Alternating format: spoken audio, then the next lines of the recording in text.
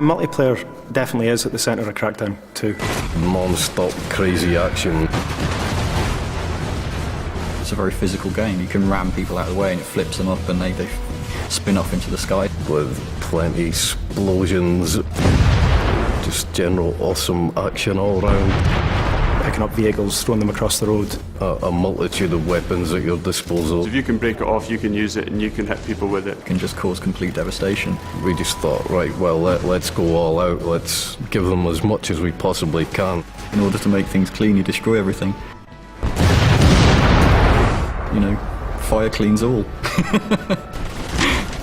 Episode 1, Fun with Friends. A lot of people love the fact that you can have this open world environment and mess around with your mates. We've doubled the amount of players for co-op. We've turned it up to 4-player co-op, 4 times the people, 4 times the fun, basically. There's so many things to do in the city, it's pretty remarkable that we've managed to fit that in. We have to make all of those missions support 4 players.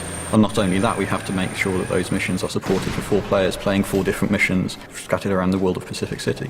You've got all of the, as everybody knows, the orbs. It's about making sure that, you know, you have that group experience with orbs, like Renegade orbs, where, you know, they actually make it pretty tricky for you to get hold of them and they run away from you. You know, one person can chase them and another person can figure out where they're going and kind of help out. Races, so you've got rooftop races, road races.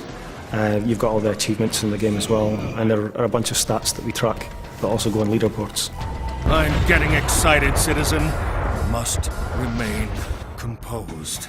One thing we're pretty proud of is that you can then seamlessly go from your campaign game into your multiplayer game. There was a few times when you'd be playing the game and somebody would enter your game when you were testing and you didn't actually know they were in, and then suddenly this rocket would come from the side and there's one of the guys who's just joined your game and started blowing everything up. If friends come home from school or work or whatever, they just jump straight into your game. The player can come at a problem from 4 different sides and just defeat it that much faster. We've added turreted weapons to all of the vehicles as well. Nominate one guy to drive, he jumps in, 3 of you jump in the back of the vehicle, one of you might have a rocket, another guy a heavy machine gun. You can just be a 100-mile-an-hour killing machine soaring through the city. It's awesome. It's really down to the player to try and figure out tactics and strategies to use co-op gameplay. You can decide to ignore any direction you've been given and just mess around, do what you like. And we've added in the 16-player PvP. We support up to 16 people in the online game, and that's varying on different game types. At the moment we've got 3 different game modes: Deathmatch, Team Deathmatch and Rocket Tag.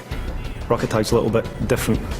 Basically, you've got to carry the orb for as long as possible, and the longer you carry it, the more points you score. Everybody's chasing one guy, rather than it being kind of everybody against everybody. It's a lot more over the top than what's around at the moment.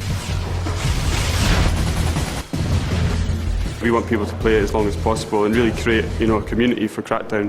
What I describe as one way of playing a game, someone else is going to say, oh, I'm not sure about that, but will have a completely different and brilliant experience than somewhere else in the game. So, I mean, there's so many different aspects, and we've tried to cram a lot in Crackdown 2 and just hope that you guys enjoy it. Brace yourself, man, it's going to be a wild ride.